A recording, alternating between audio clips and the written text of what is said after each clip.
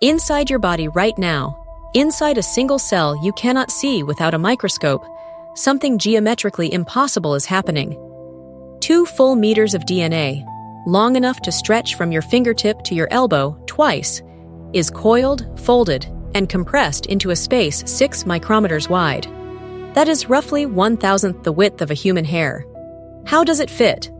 That question is the engine of this entire episode. Let's start with what we're actually looking at. A human cell, one of the 37 trillion in your body, is so small that 1,000 of them lined up would barely span a millimeter. And inside that cell sits the nucleus, the cell's command center, a membrane-bound sphere about 6 micrometers across. Inside that sphere lives your entire genome, all of it, every instruction your body has ever needed.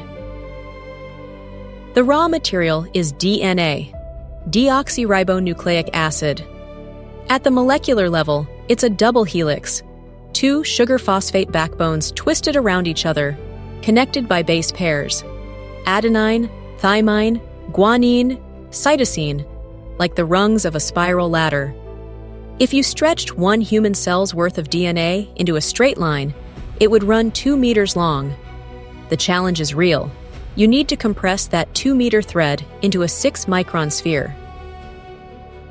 The packing ratio required is roughly 50,000 to 1. Nature solves this not with brute force, but with an elegant hierarchy of folding. 4 distinct levels, each one building on the last. The first level of packing begins with proteins called histones. Histones are compact, positively charged protein spools. DNA, which carries a negative charge along its backbone, wraps around these spools the way thread winds around a bobbin. Each spool holds about 147 base pairs of DNA, wrapped roughly 1 3/4 times around the outside. The result is a structure called a nucleosome. Look at a string of nucleosomes under an electron microscope, and you see something that looks exactly like beads on a string. Each bead a histone spool, the string the DNA linker between them. This first fold alone compresses DNA about 7-fold. But 7-fold is nowhere near 50,000-fold. So the folding continues. The beads on a string now coil into a thicker fiber, the chromatin fiber, roughly 30 nanometers in diameter. The nucleosomes stack and spiral around each other, driven by interactions between neighboring histone proteins.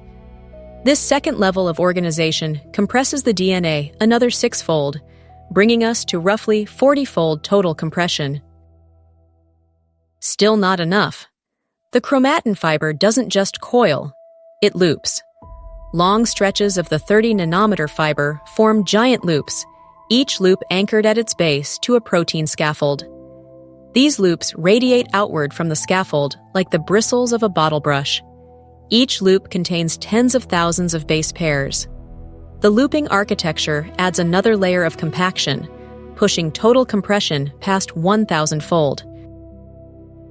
And then, in the final act of packing, during cell division, those looped fibers coil and condense further still, wrapping around a central protein scaffold to form the dense, X-shaped structures you may have seen in biology textbooks, chromosomes. At this stage, the DNA is packed 50,000-fold. 46 chromosomes, 3 billion base pairs. All of it tucked inside a nucleus you could fit 10 of across the width of a single human hair. The entire genome, the complete operating manual for a human being, compressed and organized inside a sphere 6 micrometers wide.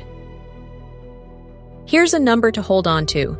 If you unspooled all the DNA from every cell in your body and laid it end to end, the strand would reach from Earth to the Sun and back, roughly 60 times.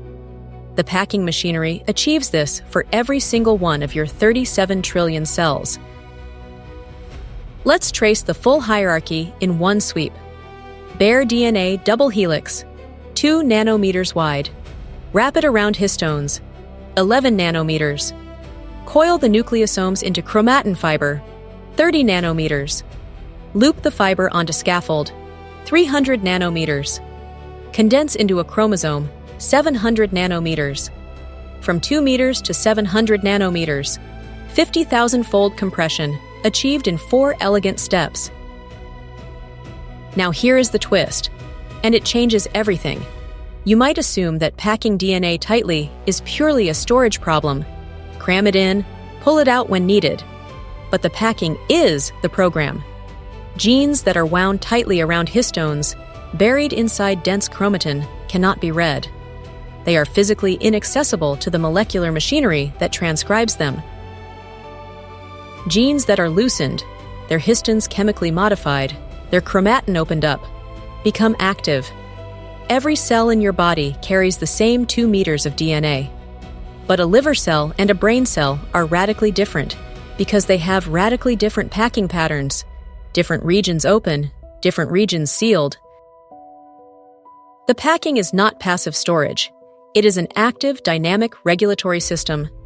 Histones can be tagged with chemical markers, acetyl groups, methyl groups, that either loosen or tighten the chromatin around them. These tags can be added, removed, and inherited across cell divisions. This is the field of epigenetics, information written not in the DNA sequence itself, but in the three-dimensional architecture of how that sequence is folded. And here is the deepest surprise. These epigenetic tags, these packing instructions, can be passed from parent cell to daughter cell when the cell divides. The DNA sequence is copied faithfully, but the chemical tags on the histones are also replicated, preserving the packing pattern across generations of cells. Your liver cells remember how to be liver cells not just because of their DNA sequence, but because of how that DNA is folded. So let's zoom back out, from the molecular machinery to the cell itself. Inside that 6-micron nucleus, all of this is happening simultaneously. Histones being tagged, chromatin being opened and closed, loops forming and dissolving, genes being switched on and off. The nucleus is not a filing cabinet. It is a living, dynamic, three-dimensional regulatory machine. The architecture of packing determines which parts of your genome are switched on in a liver cell versus a neuron versus a muscle cell. The packing is not passive storage. It is an active, dynamic regulatory system, and the way it's folded is as important as what it says.